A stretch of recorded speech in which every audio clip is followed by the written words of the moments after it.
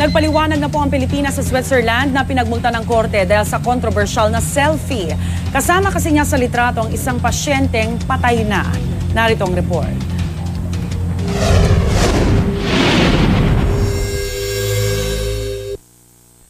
Marami ang nagulat sa nakababahalang litrato ng isang Pilipina sa Switzerland. Sa kanyang Facebook account, nagpost ang babaeng nakasuot bilang nurse na may kasamang pasyente sa isang nursing o retirement home.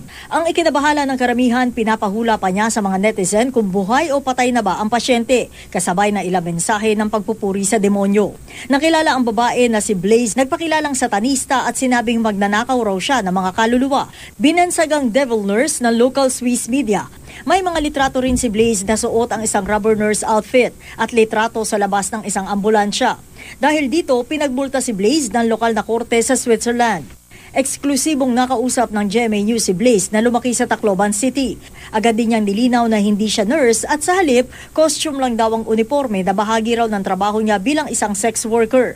Ikinagulat at ikinagalit man ng iba, wala raw nakikitang problema si Blaze sa pinost niyang litrato. With that people, I actually wanted to own a funeral salon business. Pero masama ba yun? You know, when people die, they take photographs to remember them.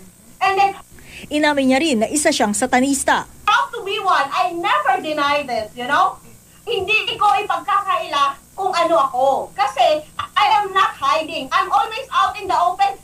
Ayon sa Embahada ng Pilipinas sa Switzerland, hindi pa raw nakikipag-ugnayan ang Swiss government tungkol sa issue. Bukas din naman daw silang tulungan si Blaze sa anumang paraan. Ito sa mga isolated case, generally naman kasi maganda yung reputation ng Filipinos dito sa Switzerland. They are well respected as migrant workers.